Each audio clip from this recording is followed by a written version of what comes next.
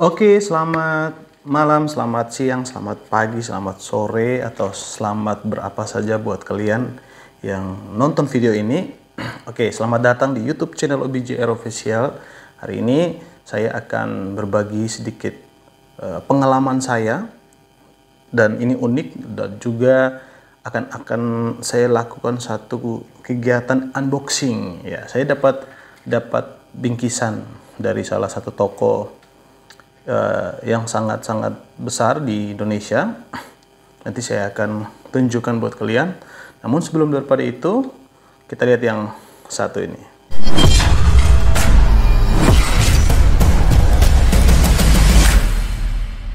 Oke, langsung saja tanpa basa-basi, teman-teman.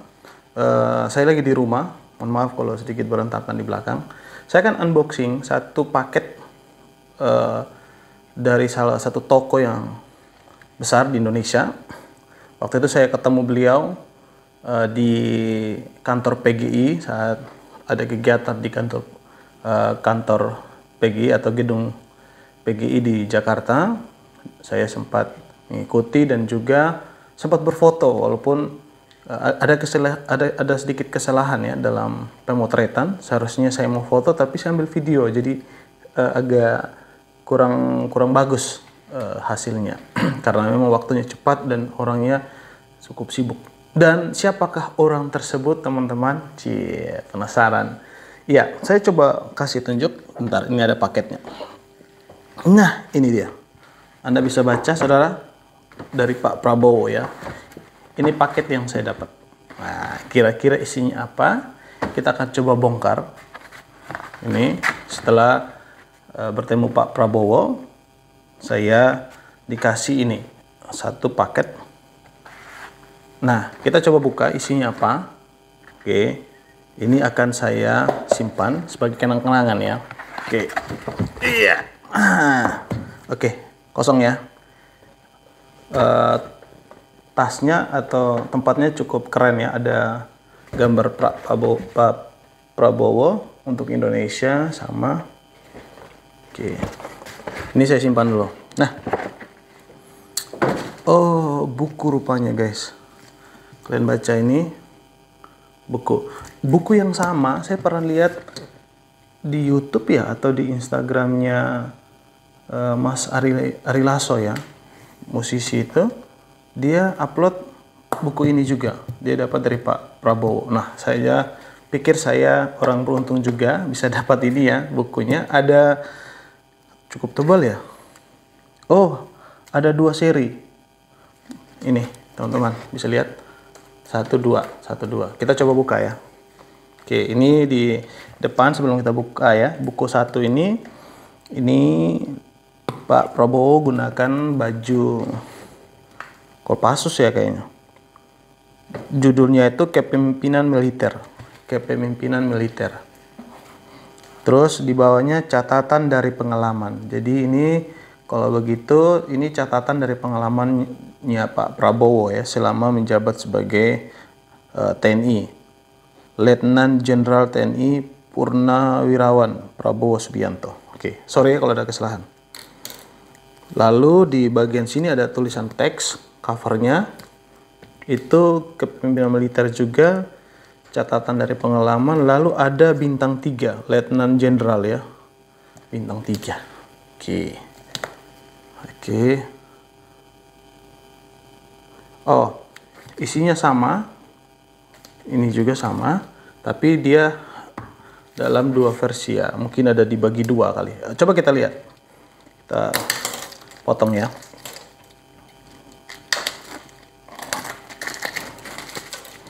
Oke, mantap ini. Kira-kira beliau tanda tangan gak sih ya? Jangan sampai beliau gak tanda tangan. Kita coba cek gimana nih caranya. Oke, mana ya? Oh ini. Tebal. Ini ya casingnya ya. Casingnya keren. Terbuat dari plastik deh kayaknya. Atau dus ya. Iya, ini saya simpan tahan di sini ya, kardusnya. Oke, di sini aja deh, biar Pak Prabowo mukanya tetap terpampang. Oke, mantap. Nah, kita lihat di buku pertama, apa sih membedakannya? Oh, rupanya ada yang beda, guys. Dari buku yang pertama, itu fotonya berbeda dengan buku yang kedua. Ini lebih muda, ini lebih Pak Prabowo udah senior nih, udah usianya udah di atas nih kayaknya. Oke. TNI Angkatan Darat. Coba kita lihat isinya ya.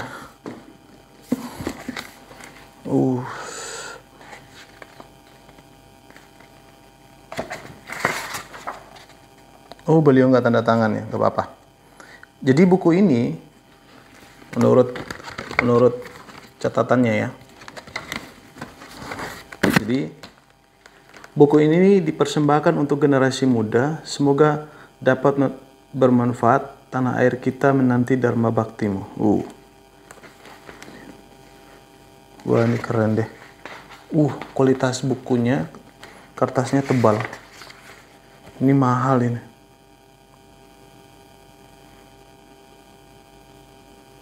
Oke. Bukunya dari ada tebal ini, dari semua tebalnya ini jumlah halamannya itu ada 270 ya guys. Dari berapa nih? Bab 1, 2, 3, 4, 5, 6, 7, 8, 9 9 bab. 9 bab ini pertama itu bicara tentang teladan Tentara Nasional Indonesia ya. Kedua tentang kepemimpinan dan kepanglimaan. Lalu ketiga, unsur-unsur kepemimpinan. Bagus nih kalau kita baca. Keempat, kepemimpinan militer yang berhasil. Keren nih. Terus kelima, perilaku pemimpin militer sejati. Kepemimpinan para senior saya. Oke. Terus 7, kepemimpinan para bintara yang melatih, membentuk, dan membantu saya. Oke. Kepemimpinan mereka yang berjuang bersama saya. Lalu yang terakhir, kepemimpinan pejuang nasional. Oke. Itu ya sekilas ya isinya ya. Nanti kita coba baca lah. Saya isinya keren nih. Foto-foto yang jarang kita temui di internet, di Google kita bisa temukan di sini. Foto-foto langka. Ya, ini Pak Soeharto ini masih ada.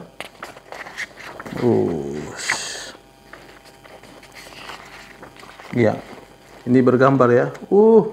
Ada opung nih, Luhut Binsar Panjaitan, keren. Oke. Wah, ini kalau mau belajar guru sejarah ini kalian perlu dapat ini nih, bagus nih. Kita lebih baik hancur daripada dijajah kembali. Keren filosofinya. Ini bagus ya.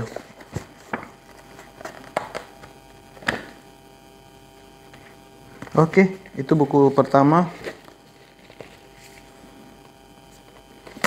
Kita lihat buku yang kedua, guys. Ini wajib saya baca nih. Saya akan selesaikan. Nanti kalau ada kesempatan saya akan kupas bab per bab supaya kita dapat manfaatnya. Nah, ini buku kedua. Buku kedua tapi dengan cover foto yang berbeda. Berbeda juga usianya. Oke. Sayang ya waktu itu nggak minta Pak Prabowo tanda tangan dulu ya. Oke, saya coba kasih sedikit bocoran di buku kedua ya, daftar isinya ya. Ini agak lebih banyak ya, ada 418. Tadi berapa ini? Saya lupa jadi. Bentar. 270. Jadi ini lebih tebal ya guys. Nah, saya kasih bocoran. Ini ada babnya 9 juga sih. Nah, pertama itu arti kepemimpinan militer. Terus kedua, kepemimpinan para panglima dan pemimpin dunia. Ketiga, catatan utama dari buku strategi militer. Contoh-contoh pemimpin yang tidak benar. Kelima, ada kalanya musuh dan lawan harus kita hormati. ada kalanya musuh dan lawan harus kita hormati. Ini bagus nih, kita pelajari nih bab 5. Sikap-sikap pemenang.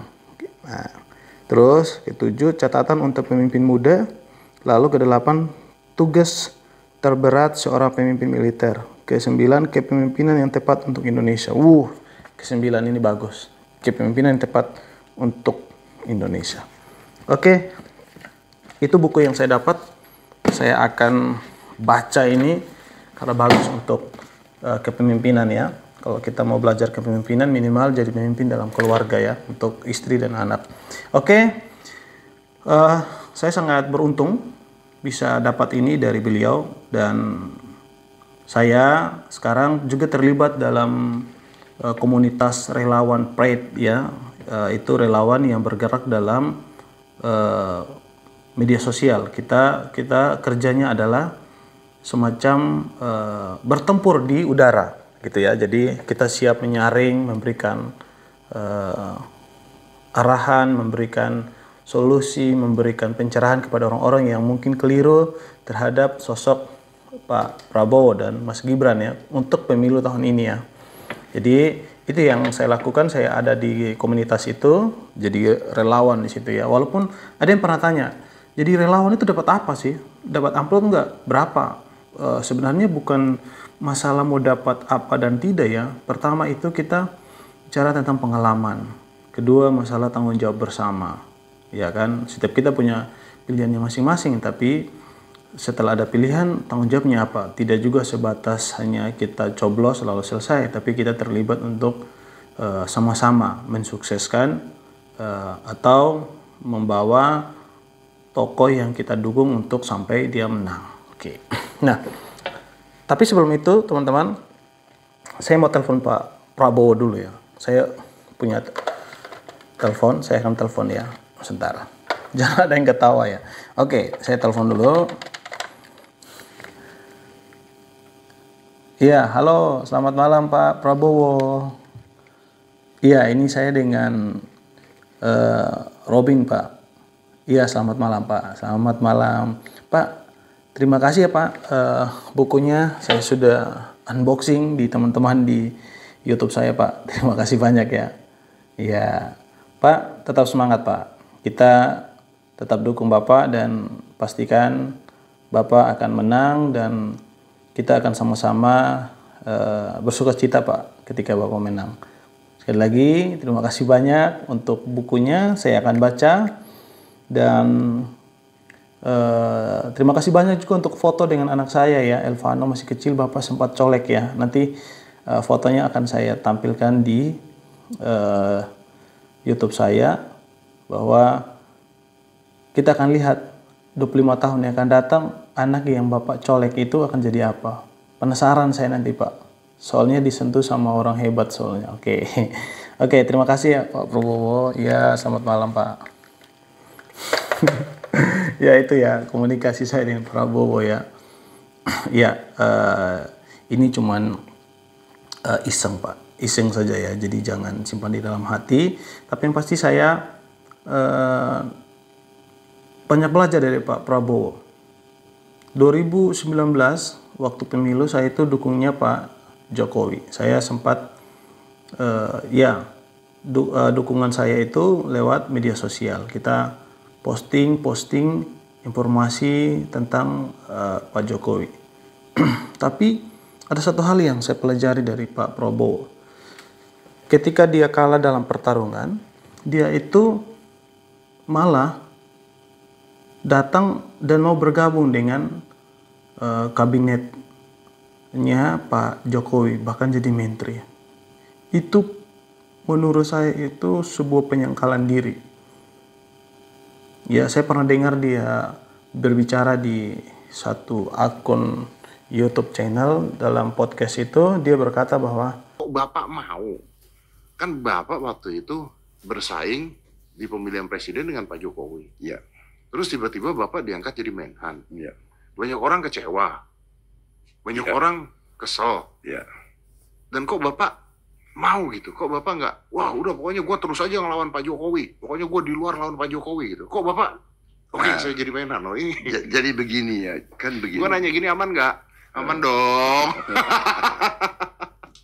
Jadi saya juga nggak mengerti kok orang banyak yang bertanya seperti itu, karena bagi saya ya begini, kita rival dalam suatu kompetisi, Oke. ya kan? Apakah rival dalam suatu kompetisi itu harus jadi lawan? Coba kita ingat waktu kita di sekolah, kita ikut Adu lari deh. adu lari. Ada yang menang, ada yang kalah. Oke, lo dapat piala. Hah, bener nggak? Iya benar. Gue main sepak bola, tim gue kalah. Ya udah. Apa kita gebuk-gebukan? Ya itu adalah menurut saya IQ yang sangat rendah gitu. Bener nggak? Iya kan? Jadi satu, beliau ingin jadi presiden. Gue ingin jadi presiden. Dia mau jadi presiden untuk apa? Kan untuk mengabdi. Iya betul. Untuk berbakti. Untuk apa? Untuk Indonesia kan? Iya. Saya juga begitu. Tujuan sama, mungkin caranya beda lah. Nah, saya juga mau berbakti untuk Indonesia. Nah, kalau sama-sama mau mengabdi untuk Indonesia, kok harus melawan? Setelah selesai ini ya. Ya setelah selesai, kan lebih baik dua-duanya kerjasama untuk mengabdi, untuk merah putih.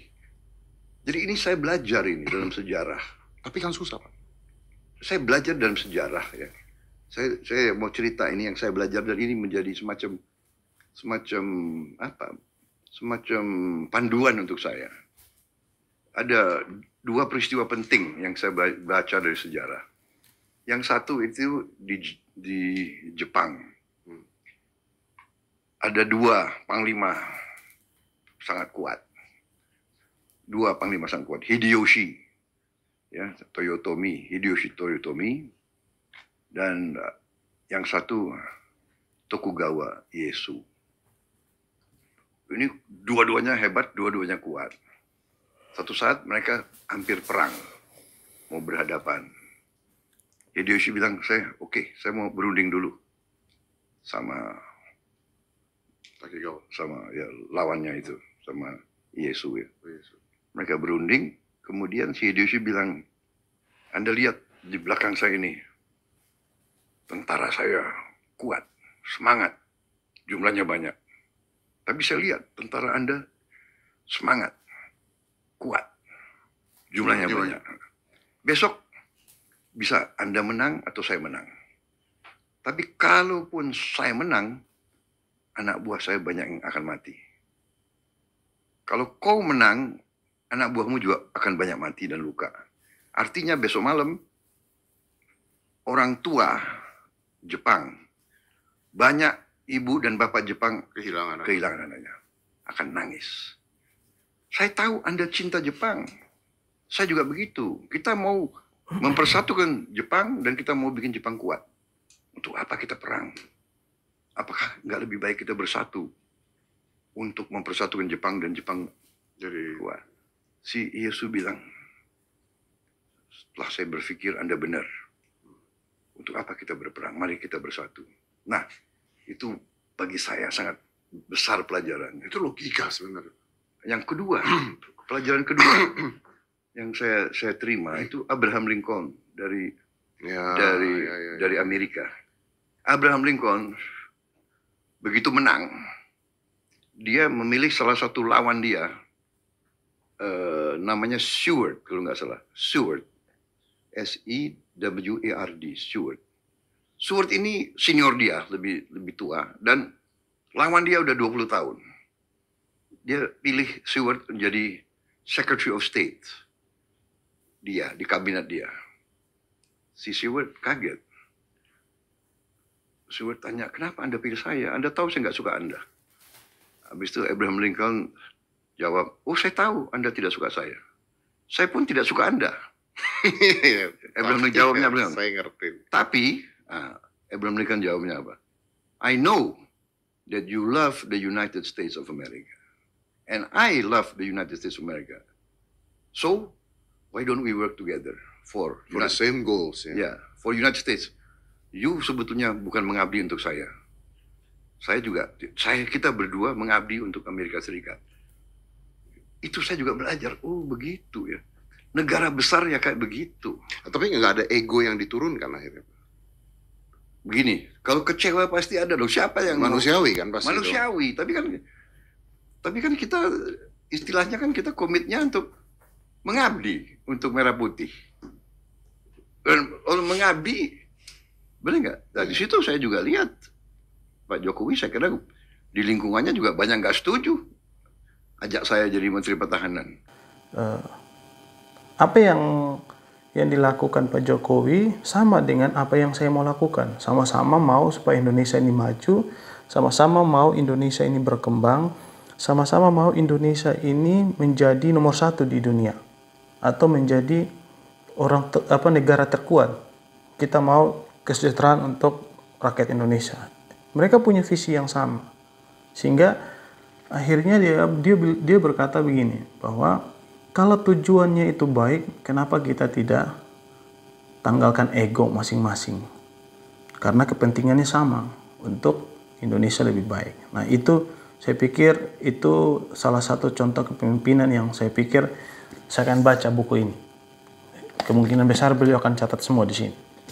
Ya, jadi hanya butuh orang yang punya kerendahan hati yang bisa mau bergabung dengan lawan tarungnya untuk sama-sama memimpin bangsa, bahkan jadi anak buahnya. Itu jarang sekali. Bahkan kalau kita perhatikan di akhir-akhir sekarang, orang malah egonya tinggi, ya, tidak mau bertarung dan bahkan maunya jadi oposisi, gitu ya. Itu yang saya pelajari dari Pak Prabowo. Dia punya kerendahan hati, mau tanggalkan semua egonya untuk kepentingan negara. Dia, saya pikir memang prajurit yang sangat peduli dengan kemajuan bangsa, sehingga apapun itu yang menghalangi dia untuk melihat Indonesia maju pasti dia akan tanggalkan, termasuk egonya, gengsinya itu akan dia tanggalkan. Itu yang saya perhatikan dari beliau, ya. Dan ya, kita anak muda pasti akan banyak tantangan ke depan. Tentu kita bisa belajar dari Pak Prabowo tadi, ya. Dia itu bisa punya kerendahan hati untuk mementingkan kepentingan umum, mementingkan kepentingan bangsa dan negara. Oke, itu yang saya pelajari dari Pak Prabowo. Sekali lagi terima kasih untuk Pak Prabowo yang sudah kasih buku ini, dan Pak Prabowo terima kasih juga sudah colek anak saya Elvano. Saya penasaran nanti 25 tahun yang akan datang Elvano itu akan seperti apa. Nanti saya akan coba versuskan di 25 tahun yang akan datang. Saya akan versuskan usia anak saya 1 tahun 5 bulan waktu dicolek Pak Prabowo dengan usia yang sekarang 25 tahun. Kita akan lihat seperti apa nanti dia. Oke, itu unboxing saya hari ini mengenai buku ini. Oke teman-teman, nanti kalau ada kesempatan saya akan kupas isinya. Terima kasih buat kalian yang nonton. Ingat, tanggal 14 Februari jangan lupa datang ke TPS. Kalau kalian mau tahu cara coblos, nanti saya buat videonya supaya saya praktekkan cara coblosnya. Coblos nomor 2. Terima kasih, sampai jumpa. Tuhan Yesus memberkati. Shalom.